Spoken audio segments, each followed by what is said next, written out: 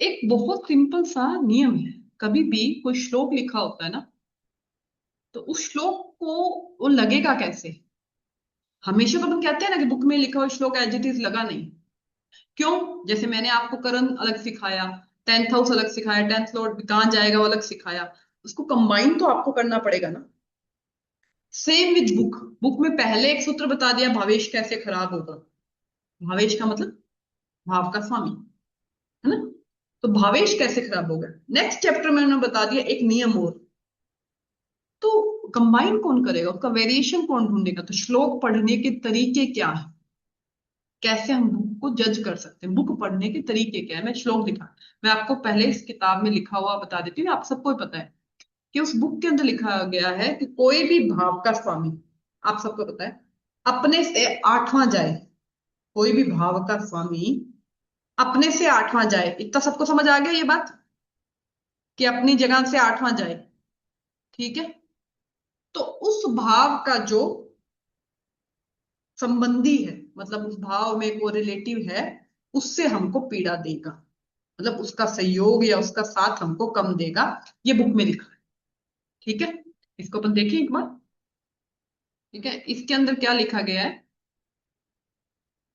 कि उत्तरकालामृत के अंदर ये है कि होरा शतक में ये बोला गया है कि भावपति अपने भाव से अष्टम भाव हो, उस भाव को दिखाने वाला निकट संबंधी की आयु क्षीण होती है। मतलब आयु क्षीण हमेशा नहीं होगी, उससे सहयोग नहीं मिलना, उसका साथ नहीं होना, उससे दूरी होना, ये कुछ भी कह सकते हैं।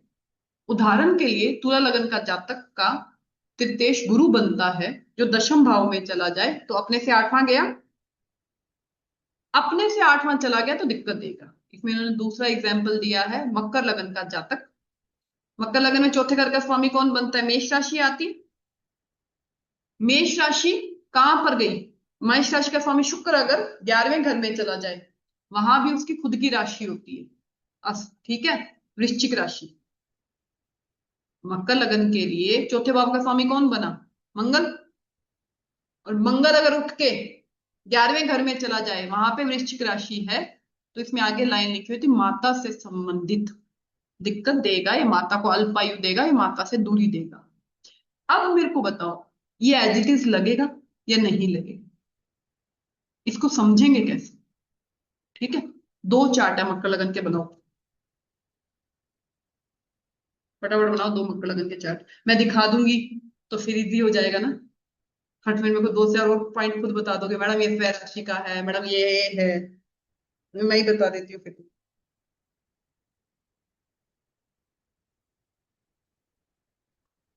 दो चार्ट बनाइए मकर लगन के।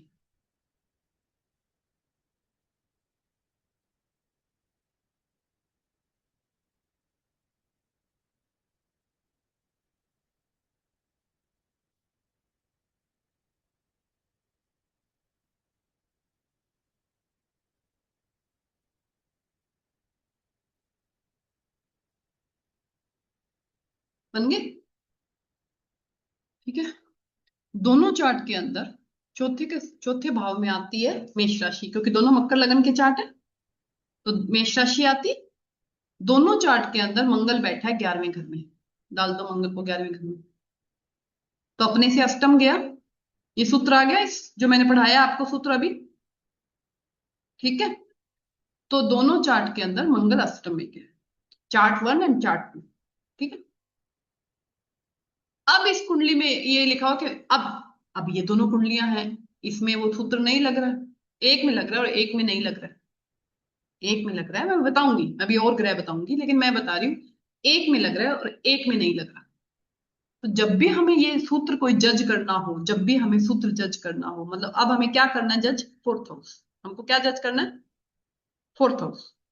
तो हम किन चीजों पे डिपेंड करेंगे, फोर्थ हाउस, फोर्थ लॉर्ड और कारक। माता का कारक कौन है, चंद्रमा।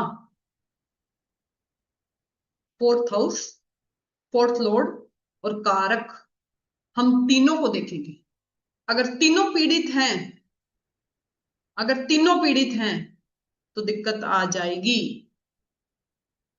और अगर तीनों पीड़ित नहीं है दो पीड़ित है तो थोड़ा सा डिस्टेंस या इस तरह से कह सकते हैं, और एक पीड़ित है तो कुछ नहीं होगा। आगे समझ। तो ये पहला चार्ट है, चार्ट 1 है, उसके अंदर फोर्थ हाउस खाली है, कोई ग्रह नहीं है चार्ट 1 में। ठीक है। फोर्थ लॉर्ड कहाँ गया? दृष्टियां विष्टियां भी मैं नहीं ले रही हूं, एक बार रुको आप। फोर्थ मैं ले भी लेती हूँ अगर दृष्टि, तो फोर्थ हाउस के ऊपर राहु केतु या शनि की दृष्टि नहीं है। ठीक है, छोड़ दो उसको। उसके बाद फोर्थ लॉर्ड तो आपने मंगल लिख ही दिया, और चंद्रमा गया 12वें में। माता का कारक चंद्रमा गया 12वें में। ठीक है। अब दूसरा चार्ट लिखो, और चंद्रमा के ऊपर किसी की दृष्टि नहीं है। अब दूसरा गया चार्ट, चार्ट 2, चौथे में बैठा है शनि।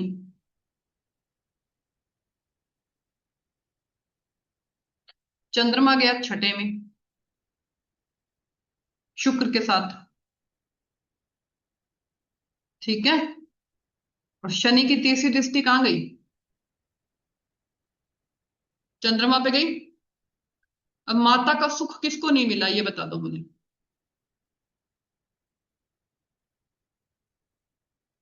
किसको नहीं मिला, चार्ट 1 को या चार्ट 2 को? मैंने तो श्लोक साक्षात दिखा दिया आपको। तो श्लोक पढ़ने का तरीका ये होता है। भाव, श्लोक पढ़ने के बाद सीधा जंप मत किया करो, या बुक का पढ़ने के बाद। भाव, भावेश कारक, जब तक तीनों पीड़ा में नहीं होंगे उस भाव से संबंधित लोस नहीं दिखाएंगे। यहीं पर एक चीज, अब यहीं पर मंगल तो स्वयं राशि का है। प्रॉपर्टी का कारक कौन बना? मंगल। यही चार्ट है, दोनों चार्ट है सेम चार्ट। प्रॉपर्टी का कारक कौन है? मंगल। मंगल तो स्वयं राशि का, तो दोनों को प्रॉपर्टी तो होगी ना। ठीक है। एक बात ध्यान रखिएगा, शनि यहाँ पे नीच का है। ठीक है। नीच के ग्रह में देखते डर मत जाना, क्योंकि नीच के शनि तो 2.5 साल रहेंगे, अभी आएंगे 28 में, 2030 तक रहेंगे। तो क्या वो 2.5 साल तक उनको करियर नहीं? शनि किसके कारक है? करियर के कारक है। ऐसा कभी भी नहीं होता। शनि जिस भाव के स्वामी बने, लगन के स्वामी बने, और स्ट्रोंगली जिस भाव में बैठे, नीच का होके कहाँ बैठे? चौथे भाव में। ठीक है। चौथे भाव में चंद्रमा है, माता का कारक, सुख का कारक, सुकून का कारक। मंगल है प्रॉपर्टी का कारक, वीनस है व्हीकल का कारक। ठीक है। तो मंगल तो पीड़ित नहीं है, तो प्रॉपर्टी तो देंगे। पीड़ित यहाँ पे मून है, तो माता को सुख को भी दिक्कत देंगे, और मानसिक सुकून में भी दिक्कत देंगे, नीच के चंद्रमा यहाँ पर, नीच के शनि सॉरी। ठीक है। तो मेंटल, थोड़ा सा मेंटल साइको इशू है। तो मेरा ये कहने का मतलब है कि कभी भी किसी भी भाव को जज कैसे किया जाता है, कि भाव की चीजें हमको मिलेंगी या नहीं मिलेंगी। सीधा सीधा बोल देती हूँ, भाव भावेश कारक।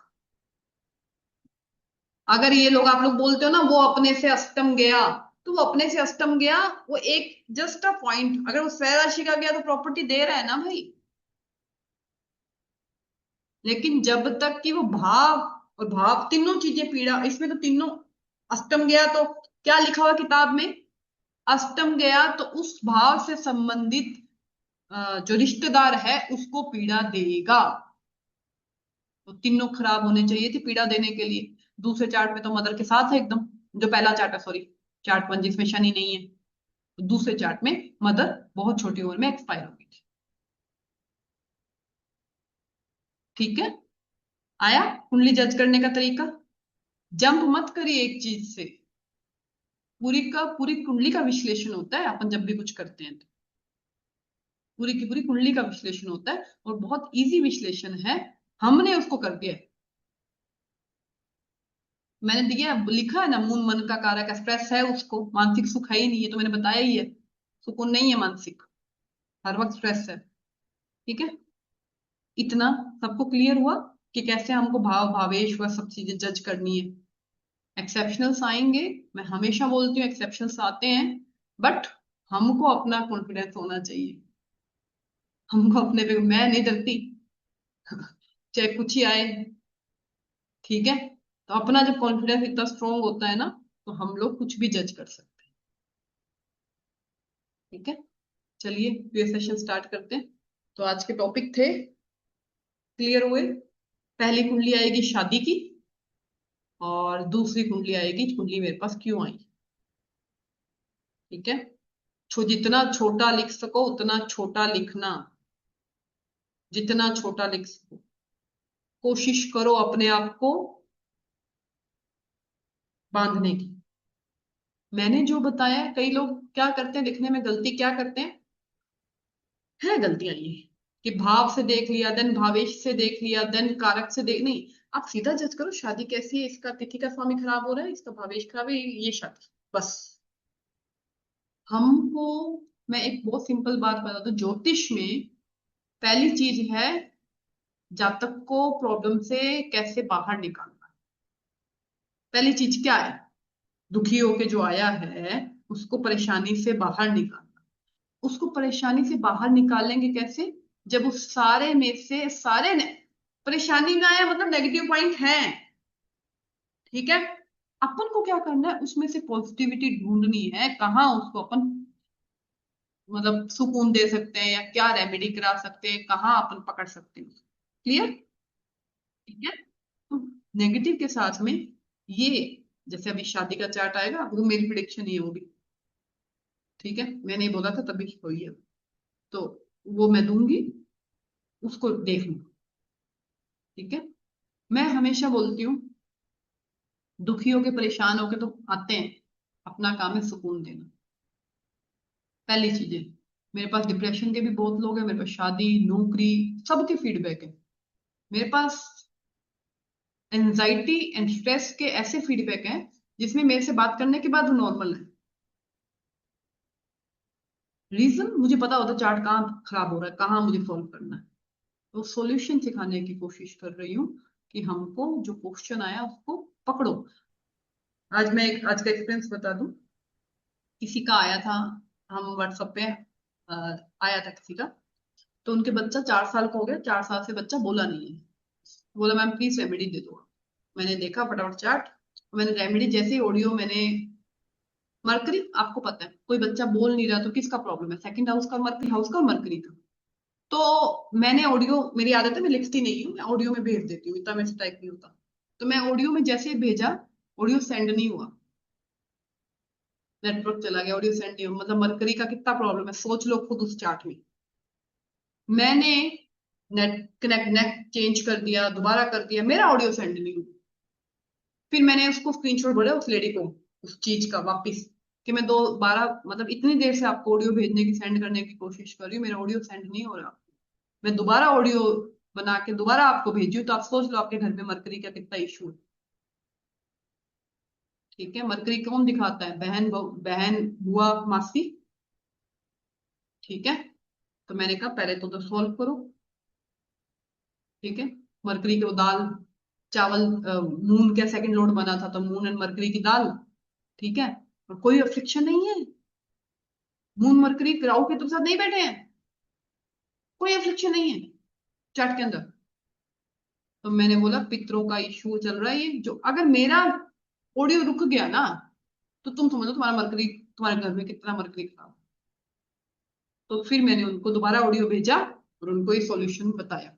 तो मेरा ये कहना है कि निमित्त भी चीजों के अपने आप बात बता देते हैं। ये आपको भी पता है, मेरे को भी पता है, मरकरी वाणी, सेकंड हाउस वाणी, सेकंड हाउस खाली, सेकंड हाउस मिथुन लगन का चार्ट, सेकंड हाउस का स्वामी मून लगन में बैठा, और मरकरी गया 12वीं में, कोई राहु केतु का कोई कुछ नहीं है, खाली 12वीं में जाने से लगता है कि बच्चा नहीं बोलेगा, मरकरी के, ठीक है। तो फिर मैंने उनको ये दिया। तो मेरा कहने का मतलब है, मंथन करो, मैं जो सिखाती हूँ प्लीज कुंडलियां उठाओ, होमवर्क जिस तरह से आ रहे हैं उनमें लैक ऑफ प्रैक्टिस दिख रहा है मुझे। 12th का आपको क्वेश्चन क्या है, आप विदेश जाना चाहते हो, आपको पहले क्वेश्चन पता होना चाहिए, आप 12th का देखना क्या चाह रहे हो, आप हॉस्पिटल देखना चाह रहे हो, आप विदेश देखना चाह रहे हो, आप इसके, अब यहाँ पे 12th हाउस से किसी का एक्टिवेशन आ जाए, उसका थर्ड हाउस के अंदर जा रहा हो तो तुम्हारा ट्रैवलिंग में खर्चा बढ़ गया, तुमने कम्युनिकेशन डिवाइस खरीद लिया कोई, तुम्हारा इसलिए खर्चा बढ़ा हुआ है। तुमने विदेश के लिए वीजा पेपर लगाए थे कि तुम वहां पे बैठे, तुम्हारे रुक गए वीजा पेपर। प्रिडिक्शन कितनी निकाल लो, पेपर वर्क थर्ड हाउस, विदेश के पेपर अटक गए तुम्हारे कि तू बैठा हो वहां पर। हमें, अंकिता, किसी भी हाउस का या किसी भी ग्रह का 4 से 5 से ज्यादा कारक तत्व याद मत रखना, प्रिडिक्शन नहीं आएगा। मैं बहुत क्लियर कट बता रही हूँ तुमको, बहुत क्लियर कट। मैंने क्या लिया है, 12th हाउस, खर्चा। खर्चा किस पे? एस्ट्रोलॉजर बनने के लिए फर्स्ट थिंग है, मैं आपने बोला मैडम, मयंक ने पूछा मैडम कुंडलियां कौन सी छोड़ते हो, कुंडलियां कौन सी देखते हो। देखिए, बहुत ज्यादा नेगेटिव कुंडली, ये बहुत ज्यादा आप कह दो आपका ओरा ऐसा है, या जो भी मैंने अपनी इमेज बना रखी है यूट्यूब पे, जो है मेरी इमेज बनाने की जरूरत नहीं पड़ती, आपको क्लास में वो दिख रही है, ठीक है। तो वैसे ही मेरे पास क्लाइंट आते हैं। आपको मेरी किसी भी वीडियो पे मेरा फोन नंबर नहीं मिलेगा, अब मेरे किसी वीडियो पे शेयर लाइक ये सब नहीं मिलेगा। मेरा ये मानना है जिसको जरूरत है, जो जेन्युइन है, वो अपने आप मेरे पास आ जाएगा। मेरे बहुत सिंपल सा थॉट प्रोसेस है ये, ठीक है। जिसको जरूरत है आ जाएगा। तो सेम एस्ट्रोलॉजी में मैं बहुत ज्यादा, मैं ही हूँ बहुत ज्यादा पाठ पूजा ये वो नहीं करती हूँ, ठीक है। मैं पहली चीज अपने आप में ये मानती हूँ कि जुपिटर सात्विकता का ग्रह है और मेरे लगन में चंद्रमा है। फर्स्ट थिंग ये है कि मुझे सात्विक रहना पड़ेगा अपने जीवन में, अपने कुंडली को बढ़ाने के लिए, ठीक है। मेरे लगन में जो मून है, इन नवमांश, एंड मतलब बहुत सारे डिविजनल चार्ट में मून ही आता है, ठीक है। तो उसके लिए मुझे उसको स्ट्रेंथ देनी पड़ेगी, उस हिसाब से जीना पड़ेगा, ठीक है। मैं एक्सेप्ट करती हूँ उस चीज को कि 10th लॉर्ड भी मेरा विदाउट अफ्लिक्शन बैठा है, या करण का स्वामी भी मेरे अफ्लिक्शन में नहीं है, मैं एक्सेप्ट करती हूँ उस चीज को, ठीक है। लेकिन इस फील्ड में आने के बाद आपको फर्स्ट थिंग, देखो मैं बहुत सारी, देखो मैं हमेशा आपको मैक्सिमम ये दिखेगा आपको मेरे हाथ में, कभी कभी महीना स्वामीना से मैं खोल देती हूँ, पर आप मेरा मकर लगन है तो मैं आपको ब्लैक मैक्सिमम टाइम मेरे हाथ में दिखेगा। ये पहली ही प्रोटेक्शन, फर्स्ट थिंग प्रोटेक्शन ये है। आप मानोगे, जिस दिन ऐसी कुंडली आ जाएगी ना कि उस चार्ट में ये सबसे पहले खुलेगा, सबसे पहले खुजली आनी शुरू होगी कि आपको काटना पड़ जाएगा ये बात ध्यान रखना, बहुत बार हो चुका है, बहुत बार। उसी वक्त मुझे काटना पड़ जाता है, इतनी इचिंग, अभी कुछ नहीं हो रहा है, सुबह तक कुछ नहीं है, शाम तक ऐसा हो जाएगा कि इसको काटना पड़ेगा मुझे। फिर मैं 1 हफ्ते का 2 हफ्ते का गैप देके फिर बांधती हूँ। ये बहुत बार हुआ है मेरे साथ, बहुत बार, ठीक है। इंट्यूशन कह लो या चीजें कह लो, बहुत सारी चीजें मेरे साथ होती हैं ऐसी। फिर सेकंड थिंग है, मैं रेगुलर बेस पे नमक वारना, अपने टेबल पे नमक रखना, ये चीजें मैं करती हूँ। अपने ऊपर से नमक वारना, ये नमक से नहाना हफ्ते में एक बार, हल्दी और नमक के पानी से नहाना, ये सारी चीजें मैं अपने जीवन में करती हूँ। मैं कलर का बहुत स्ट्रॉन्ग ध्यान रखती हूँ, कलर का, इस मतलब कपड़ों के कलर का। आप देखो मेरे पास तो, ठीक है, ओकेजनली मैंने ब्लैक वगैरह कुछ पहन लिया, पहनती हूँ, ऐसा नहीं मैं नहीं पहनती हूँ, बट डेली रूटीन में मेरे पास ब्लैक नहीं है। हमको ना बुक पढ़ने की आदत डालनी चाहिए। पहले मैं बुक्स बता रही थी जो मैं पढ़ती हूँ रेगुलर बेस। पहली तो उत्तर कालामृत, ठीक है, किसी भी राइटर की आप ले सकते हो, इसमें कोई फर्क नहीं पड़ता, वो ट्रांसलेशन ही है, वैसे कालिदास जी ने लिखी है। पूर्व कालामृत में इतना अभी नहीं कहूंगी, अभी उत्तर कालामृत को पढ़ो पहले, ठीक है। उसके बाद गणेश होरा शास्त्र, जब आपको ये पढ़ना हो ना, पहले का मतलब मंगल दूसरे भाव में क्या करेगा, मंगल तीसरे भाव में क्या करेगा, मंगल चौथे, मतलब हर हाउस में ग्रह क्या करेगा, तो बुक है गणेश होरा शास्त्र, आचार्य गणेश, इंग्लिश और हिंदी दोनों में मिलेगी आप, ठीक है। गणेश होरा शास्त्र हिंदी और इंग्लिश दोनों में मिलती है। उसके बाद के एन अवसर की 2 बुक्स हैं। पहली बुक तो है, वो मैं भी अगली क्लास में बता रही थी, वो भी लिख लो, ग्रह एंड संतान, जो मैं काफी बार बता चुकी हूँ, के एन बाय के एन अवसर। उनकी तो देखो मैं एक बात कहूंगी, उनकी तो के एन अवसर की 3-4 बुक्स हैं, ज्यादा मतलब अच्छी बुक्स तो बहुत सारी है, बट 3-4 ऐसी है, जैसे प्रारब्ध एंड कर्मा ऐसे करके 2-3 बुक्स हैं, वो ले लो। मतलब मैं नहीं कहूंगी जज करो, उसको पढ़ो, एक सिंपल तरीके से कुंडली देखने का ना एक तरीका आता है, मुझे वहीं से आया है। ये जो मैं वक्री छोड़ देती हूँ, छोड़ देती हूँ, मैं ये सब छोड़ देती हूँ, उसका रीजन ये है। मैं उनकी जब बुक्स पढ़ती हूँ ना, तो कुंडली में दिखते हैं वहां पे एक सेकंड या प्रारब्ध वाली बुक के अंदर शुरू शुरू में कुंडली है, उसमें ना मरकरी रेट्रो है, रेट्रो का वो निशान आ जाता है ना जब अपने आता है जब। लेकिन उन्होंने एक बार भी एक्सप्लेनेशन देते, हाँ गणेश और शास्त्र दिखा दी, मनी जी ने देख लो भाई, ठीक है, ये हिंदी इंग्लिश दोनों में अवेलेबल है। तो उस बुक के अंदर ना वक्री है, पर सर ने एक बार भी वक्री लिखा नहीं है एक्सप्लेन करते। आई समझ? तो अपने को इतना डरना नहीं है इन सब चीजों से। जब आपको लगे कि आपकी प्रिडिक्शन निकलने लगती है, जब आपको लगे कि आपकी प्रिडिक्शन निकल, तब धीरे धीरे इनको ऐड करो। तब देखो क्या कर रहा है वक्री, चार चार हाउस मतलब शनि, चार मतलब चार लोगों के चार्ट में शनि क्या कर रहा है वक्री, तब देखो।